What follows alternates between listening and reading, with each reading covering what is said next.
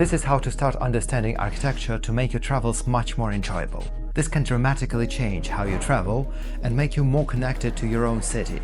I want that for you, so I have boiled down my 15 years of experience into a 4-pillar formula. Look closely, because you can learn not just how to look at buildings, but how to understand them. This is a Gothic cathedral, and this is my TV. They're doing the same thing. Gothic cathedrals are built of stone. It is heavy and their walls are substantial. But Gothic architecture doesn't want to look massive, so it brings these thin and elegant details to the front. Our eye is drawn to the slender columns and lightweight pinnacles, and we don't feel the mass, the sheer weight of the stone. This TV does pretty much the same thing. It is actually pretty heavy, but it wants to look like it's weightless. Look at this sharp edge and these glossy surfaces. They communicate lightness. It kind of wants us to believe there is nothing material here, just a pure image floating in space effortlessly. Compare this to the classical forms. They communicate weight.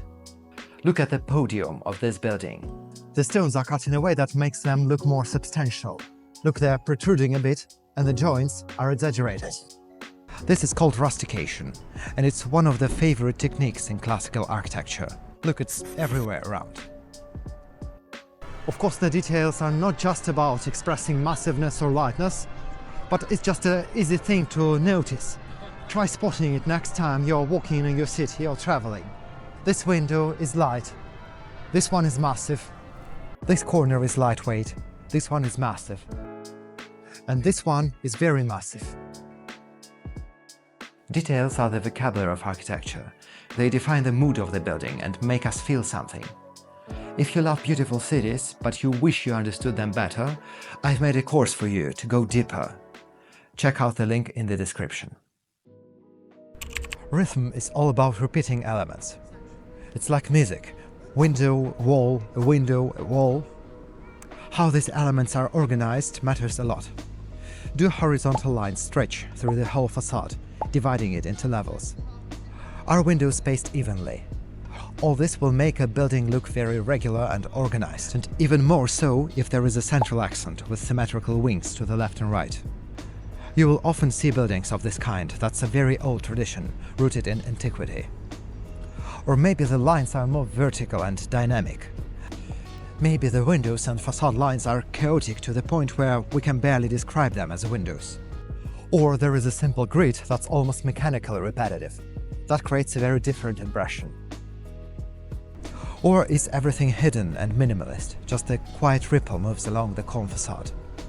All these unwritten rules make a building look balanced, powerful or dynamic, and this defines how we experience a building, but let's zoom in and look much closer. Architecture is the most material form of art, so just an interesting type of brick or stone can make a building look phenomenal. Natural stone looks great. It is just as relevant today as it was 2000 years ago, and will be relevant in the next 1000 years probably. Stone has great texture. It has this natural feeling of massiveness, and also it ages great. Even if a stone element is damaged and deteriorating, it may still look even more beautiful. Then brick is everywhere. It used to be the most simple and affordable material in many periods. It was often handmade locally, so there is some aura of honesty in it. Of course, it can also look really fancy and do wonders in skilled hands. Anyway, brick gives the facade a distinctive texture, and in the recent decades we got a renaissance of brick in contemporary architecture. Then there is metal and glass, which convey a more technological feel. Then there is exposed concrete, which is very expressive, but it may have been a bit overused in the 1970s, and some of us may even feel kind of traumatized by it. Anyway, it just makes sense to understand the material of the facade and to appreciate how it can affect the character of the building. It may play a subtle but powerful role. Finally, buildings don't just stand alone by themselves. They are always in the context. It makes sense to appreciate how a building is placed on the street. Say if it stands on a corner, that's a very special position. That's where you would often see a tower or some special windows. did the architect try to harmonize with the surrounding buildings, echoing their scale or color or material? Here at Bank Junction in London, we have a beautiful ensemble of buildings that are similar in material and scale, and then there is the most contrasting backdrop imaginable. Love it or hate it, but this fusion created one of London's signature views. I hope that helps. Now, there is a lot more to the architectural style, so here's the video on that. And if you want to go deeper, the link to the course is in the description.